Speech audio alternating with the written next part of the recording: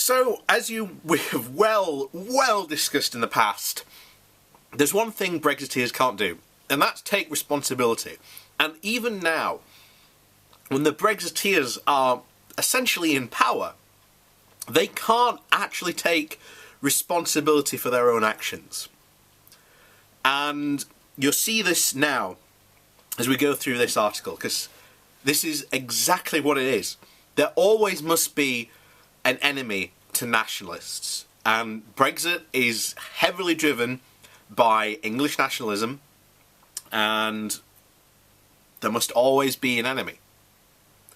Last time it was Remainers, but you can't really blame Remainers since none of them are really in the government now. Well, who can you blame? Well, we'll go through this and you'll find out. So, the Brexiteers have always said that their main aim is to take back control. What they clearly don't want to take back is responsibility. For long enough they sat back and let Theresa May's government take the wheel, happy to jeer and shake their fists from the back seat. Now they themselves are in the front. The Remainers can no longer be poised as public enemy number one, and they have very quickly been replaced by Ireland. Yes, the Brexiteers are now blaming Ireland for the mess of Brexit. So Ireland didn't ask for Brexit, let alone a catastrophic no deal. But if you've been following the rhetoric of the new Conservative government, their DUP... their new DUP partners and the right-wing press, you could be forgiven that thinking that the looming threat of October 31st was all Dublin's fault. Ireland, as part of the EU, agreed a withdrawal agreement. And at the heart of this plan, at the heart of this is the plan for a future trade agreement is to keep open the Irish border, something which both sides want. The border drawn when Britain partitioned Ireland almost 100 years ago has been at the heart of our troubled history. It is a magnet for Republican violence. Its softening through our mutual membership of the EU was a blessing. We cannot go back to the way things were. The backstop was the answer. It was a unique solution to a unique problem. And there is no other way of solving the complexities that Brexit throws up. For some reason, the Brexiteers believe that the ascension of Boris Johnson as Prime Minister would somehow change this fundamental fact. It does not, and we've been saying this since the beginning. No amount of bravado, blustering or hair ruffling is going to solve this problem, which both sides have wrestled with for almost 3 years. Shortly after the changing of the guard at Downing Street, Irish... I have no idea how you say that. It's Taoiseach? I have no idea how you say that word. But Leo Varadkar said, any suggestion that there would be a whole new deal negotiated in weeks or months is totally not in the real world. His deputy, the Foreign Minister Simon Colvey, also said, I think it's important to say very clearly, if respectfully, that the facts don't change around Brexit. The Brexiteers' response to this, the Brexiteers responded to this as though they'd just been viciously bitten by a dog, which in reality had merely barked from across the street. Dublin has been called a belligerent and inflammatory, with Varadkar dismissed as ill-informed and arrogant. He and Coveney have been blasted as Little Ireland's ridiculous leaders. The DUP, a party not known for its ranks of shrieking voices, called on Dublin to, quote, dial down the megaphone diplomacy. And you can see this reaction. All they've done, all the Irish Prime Minister and the Foreign Secretary have done is state the facts. But as we've discussed at length before, facts don't matter in Brexit. Because to these Brexiteers, they have this fantasy world, and facts don't come into it at all.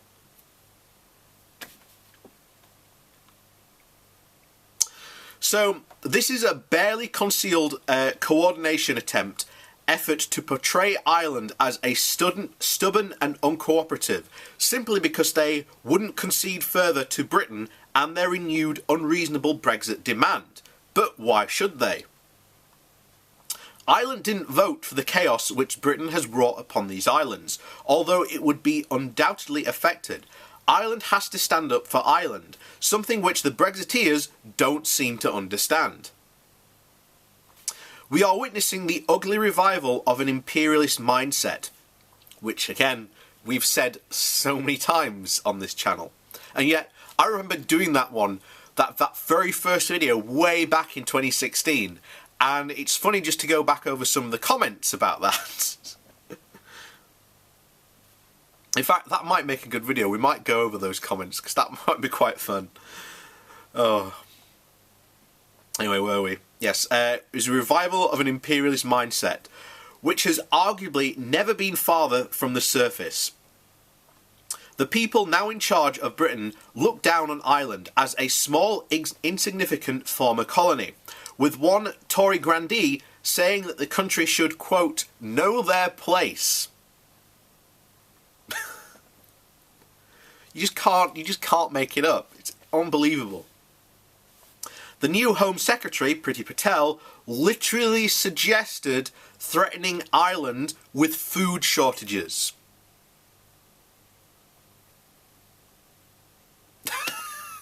This is what Brexit has done to our country. And it's absolutely insane that you have the Home Secretary threatening the Republic of Ireland with food shortages. On what reality is that any form of an acceptable government or an acceptable minister? If this was a normal government, Priti Patel, for threatening that, would be literally thrown out of office, never to be allowed to hold any cabinet position ever again. So, these people underestimate the political solidarity and the diplomatic clout Ireland has accumulated through the Brexit process, and as it has unravelled spectacularly on the world stage. They always thought Ireland would roll over and accept a Brexit agreed over its head between London and Brussels. They are angry to see that Brussels have instead been led by Dublin, and that they remain with us shoulder to shoulder. Deep down, Britain knows this solidarity cannot be broken, for it is the very tenet on which the EU is built. For his part, Boris Johnson won't even attempt to speak to the EU unless they first agree to ditch the backstop, an impossible ask which shows he is not serious about avoiding a no deal.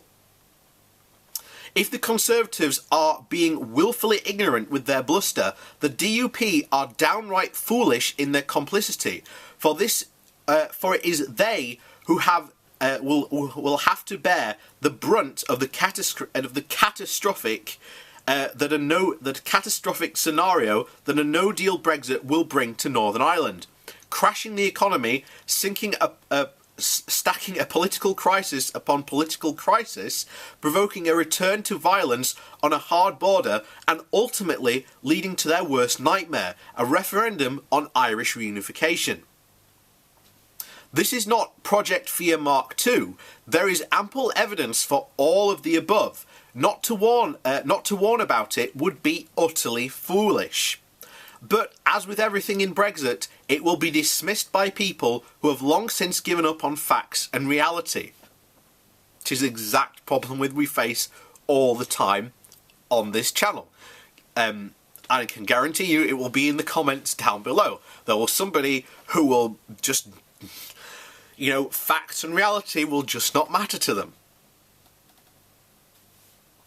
Ireland, through the EU, has offered a sensible compromise, which avoids all of this. that if it is rejected, it will not be Ireland's fault.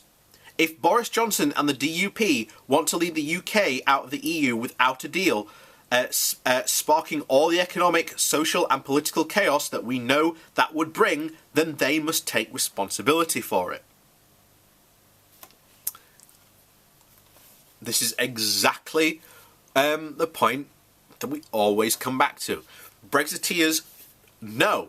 A lot of these higher up people know the absolute chaos this is going to bring. So they have to have a fall guy. It used to be the evil Remainers in government that were the fall people. But now there's no Remainers in government. So they're either going to start blaming Ireland, which has been very clear, especially from the last week or so, and they're going to start blaming the EU. They've got nothing to blame about. It is not their fault. It is entirely the fault of the Brexiteers who have brought this upon themselves.